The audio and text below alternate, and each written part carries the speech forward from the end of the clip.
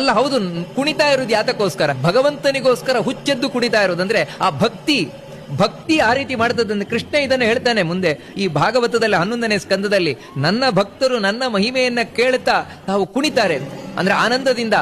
ಯಾವ ರೀತಿ ಅದು ಬೇಕು ಅಂತ ಕುಣಿಯೋದಲ್ಲ, ಮತ್ತೆ ಆ ಭಕ್ತಿ ಅನ್ನೋದು ಕುಣಿಸ್ತದೆ ಅವರನ್ನು. ಆ ರೀತಿ ಕುಣಿತಾ ಇದ್ದಾರಂತೆ. ಒಂದು ಕಡೆಯಿಂದ ನಗಾರಿ ಮೊಳಗತಾ ಇದೆಯಂತೆ, ದೇವ ನಗಾರಿ ಒಂದು ಕಡೆ ಮೊಳಗತಾ ಇದ್ರೆ ಡಗ ಡಗ ಡಗ ಅಂತ ವಾದಿರಾಜರು ಹೇಳ್ತಾರೆ. ಕೃಷ್ಣ ಹೊರಗೆ ಬಂದ ಕೂಡಲೇ ಅವನನ್ನು ಒಲಿಸ್ಕೊಂಡ್ಬಿಡ್ಬೇಕು ಅಂತ, ಕೃಷ್ಣನನ್ನು ಒಲಿಸ್ಕೊಂಡ್ಬಿಡ್ಬೇಕು, ಕೃಷ್ಣನ ಅನುಗ್ರಹ ನಮಗಾಗಬೇಕು ಅಂತ. ನೋಡಿ, ಆ ಕಾರಣದಿಂದಲೇ ಇವತ್ತಿಗೂ ಕೂಡ ಕೃಷ್ಣ ಯಾವಾಗ ಅವತಾರ ಮಾಡ್ತಾನ ಮಧ್ಯರಾತ್ರಿ ಕೃಷ್ಣನನ್ನು ಹಾಡಬೇಕು. ಅಪ್ಸರಾಸ್ತ್ರೀಯರು ನರ್ತನ ಮಾಡ್ತಾ ಇದ್ದಾರಂತೆ, ಯಾಕಂದ್ರೆ ಕೃಷ್ಣನಿಗೋಸ್ಕರ. ಅಂದ್ರೆ ಇವೆಲ್ಲ ದೇವರ ಸೇವೆ, ಪ್ರತಿಯೊಂದು ದೇವರ ಸೇವೆ. ದೇವರ ಸೇವೆ ಅಲ್ಲದೆ ಇದ್ದದ್ದು ಇಲ್ವೇ ಇಲ್ಲ. ನಾವು ದೇವರ ಪ್ರೀತಿಗೋಸ್ಕರ ಮಾಡುವುದೆಲ್ಲವೂ ದೇವರ ಸೇವೆ.